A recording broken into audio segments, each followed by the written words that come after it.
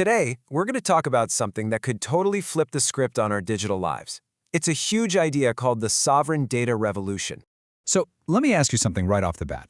Are you more than just your online behavior? I mean, really. Because for the past 20 years or so, the internet has basically treated us like the answer is no. Our value has been boiled down to the digital breadcrumbs we leave behind. But what if there's a fundamentally better way? To really get where we're going, we first have to be honest about where we are right now. And right now, the data we all create is treated like exhaust. Seriously, think of it like fumes coming out of a car, just a low-value byproduct of you doing your thing online. So what is this exhaust made of? Well, it's the obvious stuff. Your clicks, your scrolls, where your phone pings from. But it's also way more shadowy things, like these shadow profiles that are built on something called probabilistic inference. That's really just a super fancy way of saying they're guessing who you are. It's like trying to figure out a person's entire soul just by looking through their trash. It's all just noisy, indirect signals. And here's the real kicker. This data isn't just kind of inaccurate, it's completely stripped of context. That makes it a huge legal and ethical minefield for any company that touches it. And, it does a terrible job of capturing who we actually are as people. But what if we stopped treating our data like trash and started treating it like treasure? This is where the platinum data revolution comes in. It's a total shift from that low-grade noise to what you might call high-grade intelligence. And platinum-grade data isn't just a slightly better version of the old stuff. It's a whole new category. It's human-verified, meaning you confirm that it's true. It's consented for a very specific purpose. It has context that you provide, and it's longitudinal, so it tracks real changes over time. This isn't just data anymore. It's self-knowledge that's been turned into actual decision-grade intelligence. So the difference between that old exhaust data and new platinum data, it really boils down to the kind of questions they can answer. One just tells you what happened, the other can actually explain why. And this little chart makes it crystal clear, right? Traditional data answers what it's based on low-trust guesses, and the platform owns it. But platinum data, it answers why. It's verified by a human, you, and this is the most critical part, it's owned by you. You can even take back access whenever you want.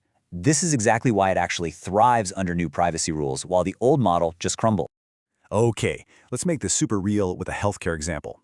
Your smartwatch company might see this little data point. But on its own, what does this even mean? Anything? Nothing? It's a perfect piece of exhaust data, a what with no why. It's almost useless, and honestly, it could even be dangerously misinterpreted. But just watch what happens when we upgrade it to platinum.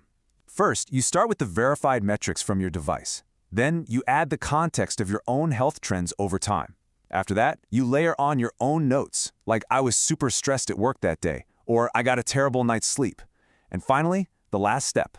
You give explicit consent to use this rich, detailed dataset for one specific purpose, like building a model for preventative health. And that, right there, is the whole ballgame. The old, context-free data is basically a lawsuit waiting to happen. But the new, contextualized platinum data, that becomes a life-saving early warning system. The value isn't just a little bit higher, it's in a completely different universe.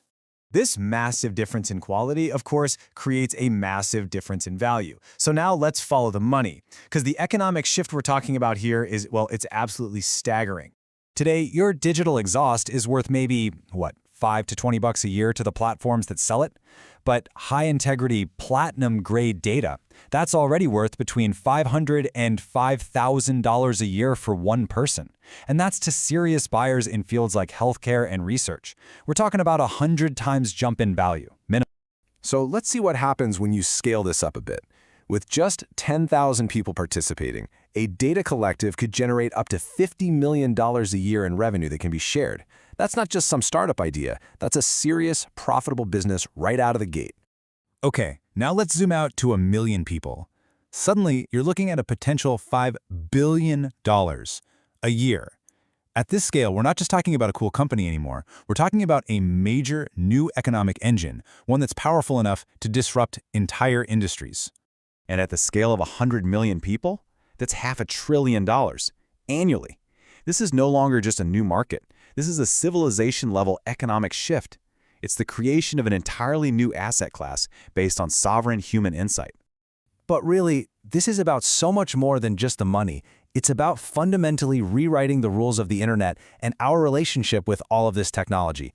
It's about creating a new digital social contract. I want you to just let this one sink in for a second. For our entire digital lives, we have been logging into platforms, giving them our time, our energy, our data. This new model, it flips that completely. Now, platforms will have to request permission to access our verified insight. The control shifts back to the individual.